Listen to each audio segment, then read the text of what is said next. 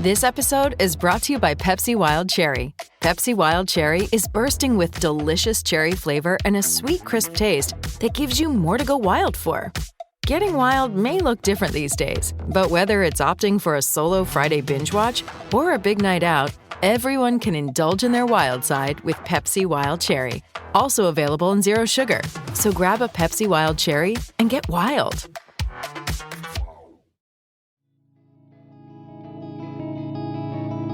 Hi Geekscapists, the Geekscape podfather Jonathan here. In May we lost one of our own, longtime Geekscapist Christopher Ellis, who was a friend and a part of our geek community from the very beginning. Chris even met his wife Sarah through our podcast, and their 2015 wedding seemed like a giant Geekscape party. Chris's final weeks battling in the hospital shed light on a huge national problem. The COVID pandemic has almost completely depleted our national and local blood banks. These supplies are used by thousands of hospitals to provide life-saving treatments to patients or to buy enough time for loved ones just to say goodbye. So for the next month and beyond, we're going to do it big in Chris's memory and do some good in the process. We're throwing a blood drive. Visit www.aabb.org to find a donation center near you, or visit other blood and platelet donation centers like the Red Cross. And let's make things interesting. For the next month, take a selfie of yourself donating with the hashtag GeekscapeGives and tag your favorite Geekscape podcast. We'll pick some charitable Geekscapists to send prizes to, and the podcast that gets mentioned the most will also get some cool rewards. I should actually cancel the podcast that gets mentioned the least. Can I do that? Whatever. The point is, go out there and donate some blood, tag a selfie of yourself doing it with the hashtag GeekscapeGives, and get others to do the same. We couldn't save our friend Chris, but we can do a whole lot of good in his name. Geekscape forever!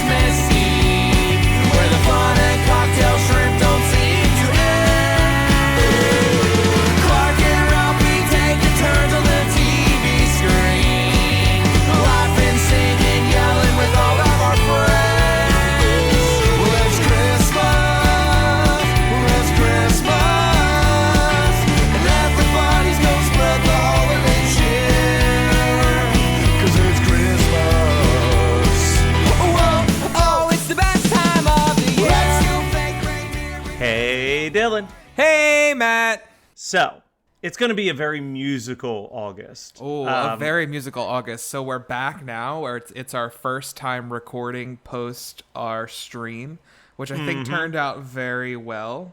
So I'm looking forward to it. I personally have gotten back on stage. For anyone that knows me, I'm super into theater.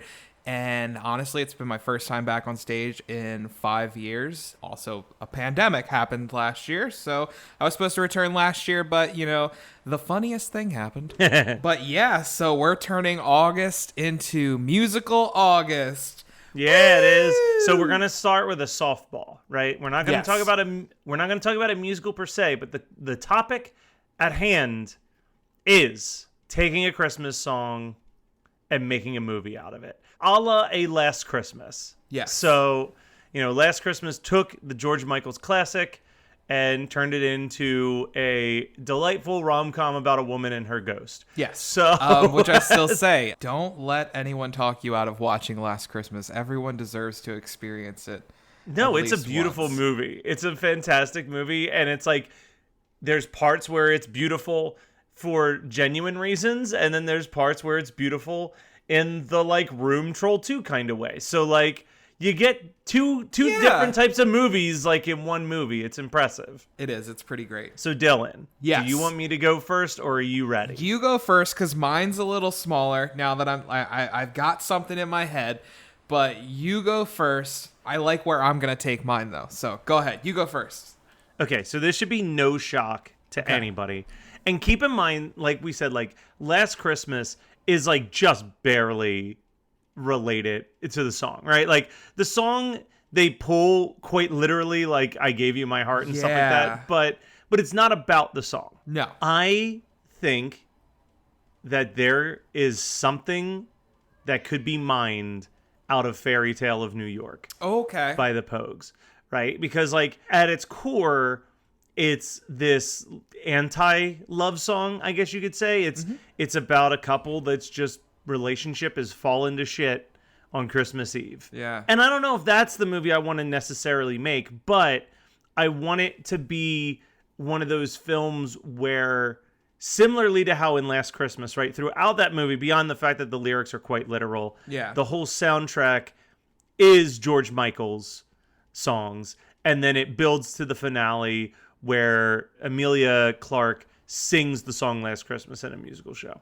So would you have like the Pogues music all throughout the movie? Because I don't know much about the Pogues besides Fairy Tale of New York. So no, because most of my favorite Pogue songs are them covering Irish standards anyway. Okay. But I would have a very Celtic heavy soundtrack. Okay. And it might be about two Irish people living in New York City, and you might even call the movie A Fairy Tale of New York City. It. But like you're following their ups and downs through like their first Christmas in the States, and throughout bits and pieces of like you hear bits and pieces of the song. Like they walk past a building where a choir is singing Goyle May. You know what I mean? Like you have like those little pieces of the song scattered throughout, but at its core it's just a beautiful romantic comedy set at Christmas time. Okay. I can get behind that. I'm going to switch it up a little bit. Okay. And I am going to take Baby It's Cold Outside and turn it into a thriller. Oh. Yeah. So, like, it's well known that Baby It's Cold Outside has faced scrutiny over the past couple years. 2021, you and I have talked about our feelings on the song Baby It's Cold Outside. I still absolutely adore that song. Same. But I also understand people's feelings towards that song. In my version of Baby It's Cold Outside, we lean heavily into people's feelings on that song. And I want, like, Marky Mark, like, in Fear. So let's just remake Fear, but call it Baby It's Cold Outside and set it during Christmas. And boom, there's my movie. Okay. I've got another one to throw. Okay. I'm, like, scrolling through my Christmas playlist that I have, and this one jumped out at me. Yeah. Because I'm like, there's got to be some other good ones. Yeah. Could we make a movie totally around Run's verse in Christmas in Hollis? Ooh, okay. So I'm going to have to pull up Run's verse. So I can tell you Run's verse. You don't even have to read it. Go ahead. It was December 24th in Hollis Ave in the dark, and I see this man chilling with his dog in the park. I approached him very slowly, then my heart filled with fear. Turned out that dog was actually an ill reindeer. Then I started ailing because the man had a beard and a bag full of goodies. 12 o'clock had neared. I turned my head a second, then the man was gone, but he must have left his wallet right there on the lawn. I picked the wallet up, and then I took a pause because when I saw his license, it said it was Santa Claus. $1 million in it, hundreds of G's, enough to buy a boat and matching car with ease. But I'd never steal from Santa, so that ain't right. So I'm going home to mail it back to him that night. But when I got home, I bugged because under the tree was a letter from Santa that said the dough is for me. Okay, all right. So we need to delve further into this. This is our next Frosty the Snowman episode. Yeah, so that whole verse is like the third act of the movie. You know what I mean? Like like it's like dude down on his luck in Hollis Ave. Just things aren't going right. He's going to lose his house, and he's a good dude. You know what I mean? Like, it's like one of those things. It's like an It's a Wonderful Life type situation, right? Like, everybody loves this guy. He's done so much for his neighborhood, but it's never been financially beneficial for him to be this good guy. And now this is the Christmas where he is probably going to get evicted, and things are just looking bad. And he's going for a walk in the park, and all of a sudden he sees this guy, and he starts having a conversation with the guy. And maybe that's where it starts. It starts with him walking in the park, and he's talking to this guy on the bench. And he tells his story? He tells his story, and then he looks, and he realizes that this guy looks a lot like Santa Claus. Okay. And he does a double take, but when he looks back again, guy's gone. But there's the wallet on the ground. And then, he's like, oh my God, it's Santa Claus. I have the wallet. And there's all this money in it, and all this money could solve all my problems. But I'm not going to steal from Santa Because again, he's a good guy. He does Yeah. the right thing every time. So he goes home. He's like, let me go home. I don't know how I'm going to mail this to the North Pole, but I'm going to mail this to the North Pole. Or, okay, pause. Okay, paused. Actually, I guess this would get too ridiculous. No, dude, hold on. Get too ridiculous. This entire episode's based off of a movie where a girl gets a fucking heart transplant and then fair. is like stalked by the ghost. Admittedly, this is getting a little ridiculous, but maybe the wallet happens at the end of Act 1. Okay. And then Act 2 is he goes out of his way to get to the North Pole to deliver the wallet back to Santa. And then Santa's like, ho, that was your gift. Merry Christmas. And he's like, oh, man, Santa, you saved my year. But then, like, the twist is that he just spent all of the money getting to All the the North money, Pole. yeah. And then he's sad and broke again. Yeah. Ooh, he's spending all the money, but he's filling it with IOUs. And then he gets, oh, my God. Okay. Yeah. Do you know where I'm going with this yet? Take me there. Go for it. So he spends all of this money trying to get to the North Pole to return this wallet to Santa because he knows it's the right thing to do. Okay. And Santa's like, Santa's getting old and needs to retire, and this was a test. And you passed, boy. Oh You're my the new God. Santa Claus. Enjoy this house rent free. Like, Yeah, but it's cold as fuck. Like, you're magically insulated for it. You don't oh notice. my God. All right, cast it. Give me the cast. Okay. I mean, can we get Reverend Run? Do we want to put Rev Run? Like, He needs a cameo at least in this movie. oh yeah, he's definitely gonna have a cameo. Would it be wrong to put him as like head elf or something? I mean, why not cast him as a reverend? Okay. He's All literally right. Rev Run. Yeah. Maybe he's like in New York, like he's one of those people preaching on the street at Christmas time or whatever. Maybe the guy is like not sure what he's gonna do with the money. Like he's considering taking And the money. Rev is like, yup. well, you got to return it. Exactly. Yeah. All right, so thinking cast. Okay, John Goodman for Santa. Did we find out if he played Santa ever? I believe he played Santa in that live action Live-action. version of Year Without a Santa Claus. Okay, so he needs to play Santa in like a movie that people have seen. I fear we're taking an urban Christmas song and whitewashing it. Oh God, you are absolutely right. Okay. No. Okay, you're totally right. Scrap all of that. All right. So, who's someone who I think would be funny but charming and likable? You want to cheer for him. You know who I'm picturing? I'm picturing the guy that played Collins in Rent, who was also in Law and Order. Okay. Oh my God! Do you know who I'm talking about? I vaguely. Okay. I'm okay. I need to I'm look gonna up. throw out. Oh no! I just figured it out.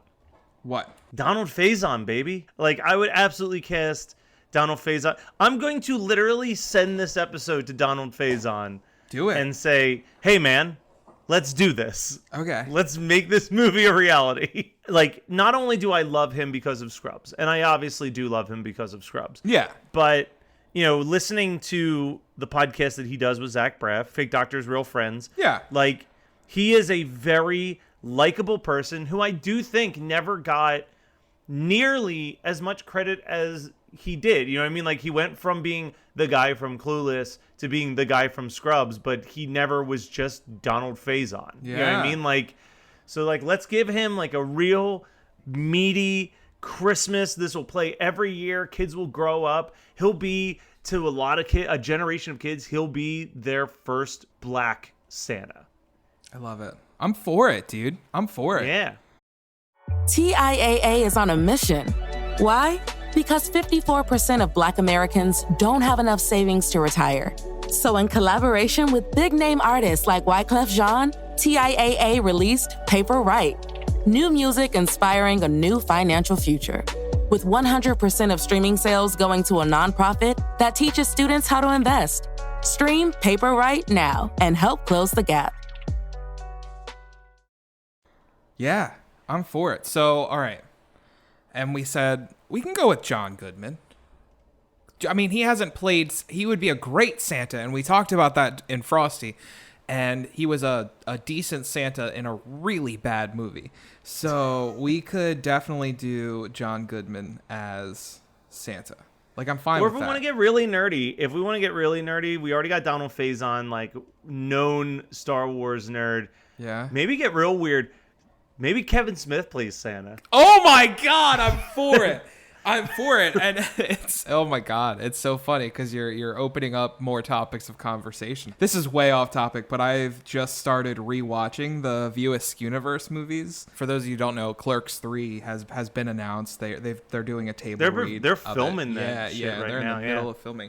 Very excited for it. I'm excited to see those characters again. I loved it in more recent years. That's weird saying recent years when this was 15 years ago. I loved Clerks 2. Reboot was okay. Everything between Clerks 2 and Reboot is hit or miss for me. I love Red State. So do you have any other ones that you want to pitch? Yeah, Santa Claus is a Fat Bitch by ICP. Of course you do. And you know who he cast as the Insane Clown Posse? Who? Jay and Silent Bob. I love it. All right.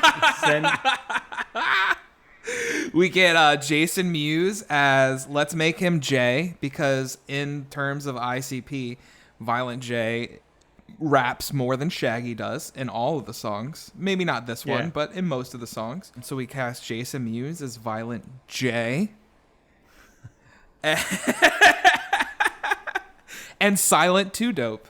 Like, I was literally going to say, are you going to call him Silent Too Dope or Shaggy Too Bob? Like, I don't know. Shaggy But- Too Bob, dude. I mean, there are countless songs that have been turned into like Hallmark movies. One of my first thoughts when you brought this topic up was Christmas Shoes, but I think that was already turned into a movie with Rob Lowe. It is right? already, it's already been done. So I'm going to throw a weird pitch. Weirder than Santa is a Fat Bitch.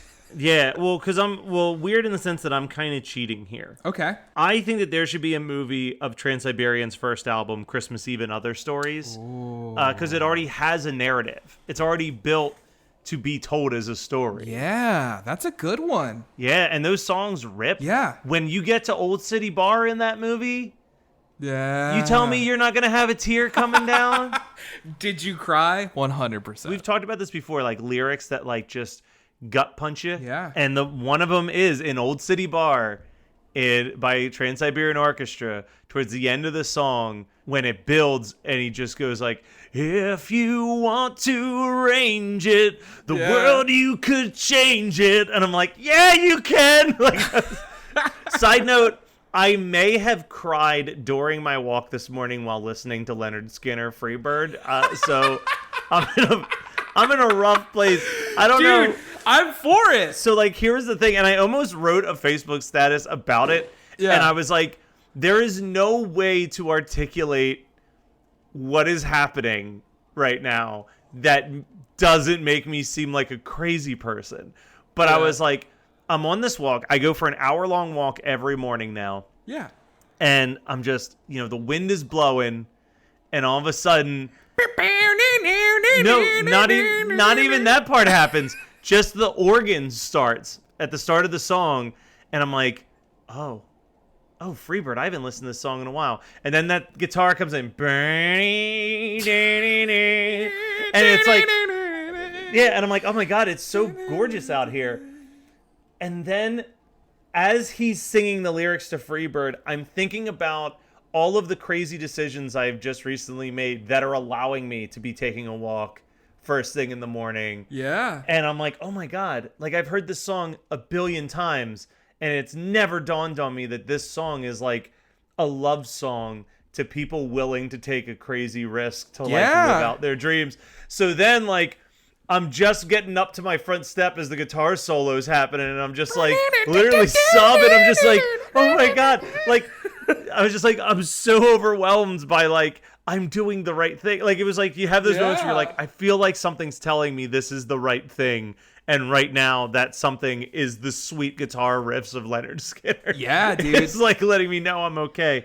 That rips, man. Dude, Freebird's so good. And you know what it is? It's become like, like it's like the joke now, like, hey, play Freebird. And like, I totally get it. But like, at certain times when you listen to it, you're like, I mean, there's a reason why people made that the standard of what you yell out at a concert. That song it is a pretty good fucking song. incredible, and it does. And dude, that guitar solo comes in, and that gives me chills every time. I will never get chills if I'm listening to Freebird from beginning to end, and that part hits. It's I think what the other thing is, we're so far off of Christmas, so we're on par for Christmas 365. Dude, it's August. It's like that guitar solo has 3 or 4 different points where the first time you listen to it, you think the song's over. And then you're like, oh no, they've got more. Yeah. It comes back together. You know what other Lynyrd Skynyrd song makes me sad?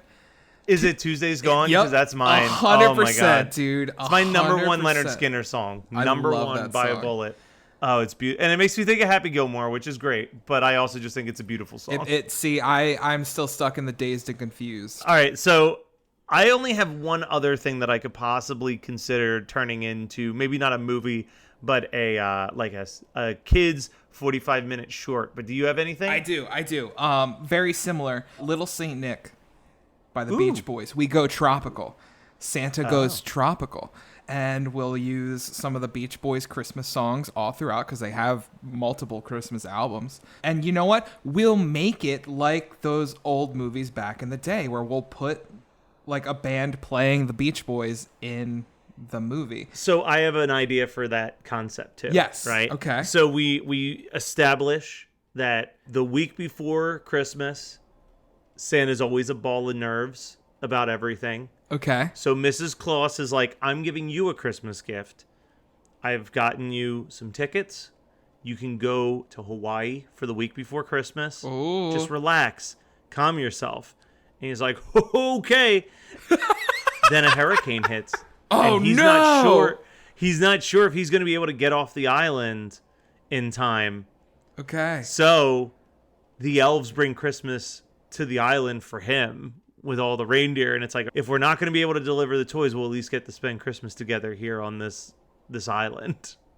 Does he at least send a message to everyone in the world? He goes, hold up! Yeah, like so we may not be able to deliver the toys, Santa's but at least caught in a ho-ho hurricane! I just love that. We may not be able to deliver toys, but at least we'll spend Christmas together. Meanwhile, billions of children in the world are like, what the fuck? What's happening? Isn't that... Listen, that's got to be better than a year without Santa, where literally the news is just like, Santa's just not into it, kids. I mean, as long as a message is delivered, like maybe Santa sends like a message in a bottle. Man, Santa is a dick in like every Rankin and Bass. Oh yeah. Special. Oh yeah. And like, we got to save our Rankin Bass talk, but Jesus, you are not fucking wrong, dude. You are not wrong. I do love Year Without a Santa Claus, and the fucking weird use of Blue Christmas at the end of that one is so odd. So the last one, and Yeah. I don't know if you're familiar with this song or not. Okay. If you're not, you will be before we are done this podcast, because I want us to cover this album so badly. Dude, I'm for it. I'm for it. But the Bare Naked Ladies put out an album called Bare Naked for the Holidays. Okay. And it's mostly covers, but there's a handful of originals, and the originals are almost all very pretty, beautiful songs. Okay. But then there's another song that's an original featuring Michael Bubble. Okay. Also known as Michael Bublé. A little bit of the Bublé. They do a song called Elves Lament. And it is a song written from the perspective of an elf who has just fucking had it. Okay. He's had enough. And it's like basically him and the other elves trying to like start a union. Send a message to Santa of like, look, man, we work hard literally all year round, and you get all the credit. None of the kids are like, thank you, elves, for your hard work. They're just like, thanks, Santa, for delivering it. So it's like, you could turn something like some like pseudo like all of the other reindeer or like a Rankin and Bass claymation type deal, like a throwback to that of like an elf trying to start a union. I love BNL, and we'll get into that when we cover that episode, but very underrated band. And I see that glint in your eyes. You're thinking about the Community scene. I 100% am, dude. I 100% am, but we'll save that for the BNL special episode that we will do. Well, this was a great kick off to musical August. Good discussion. Guys, you have to remember, like, we keep Christmas going 365 days in the year. Sometimes we take steps away from the full-blown Christmas experience because it's like 100 degrees outside right now. Tune in next week as we continue our musical journey. This time we were taking songs and turning them into movies. Next week, we're going to be taking some movies and we're going to be turning them into some musicals. Yay! Merry Christmas, Matt! Merry Christmas, Dylan! Oh, whoa, oh, oh, now we won't stop till the big ball drops on New Year's. Have a happy holly, have a great, great, great holly, have a merry, merry, merry, merry, happy holiday.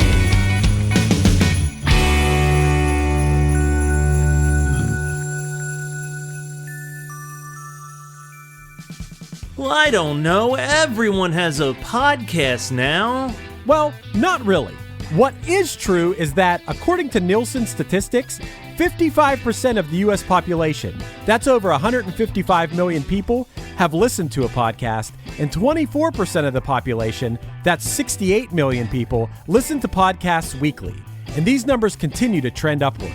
What's also true is that over 75% of all podcasts fade away after the first few episodes. It could be for a variety of reasons: lack of strong concept, poor production value, people not realizing how much time needs to be dedicated to it, or simply just not knowing how to get the word out about podcasts. That's where WeKnowPodcasting.com comes in. At WeKnowPodcasting.com, we have a combined 25 years of podcast experience, and we can help you achieve your podcasting goals. Whether you need help starting a new podcast or want to take your currently active podcast to the next level, we got you. From consultations to concept development, from theme music to editing, promotion, animation, graphics, you name it, and we're here to help.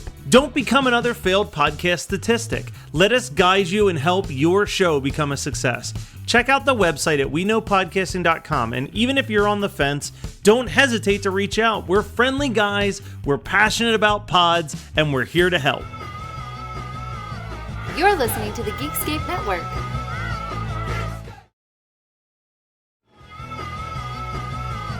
You're listening to the Geekscape Network.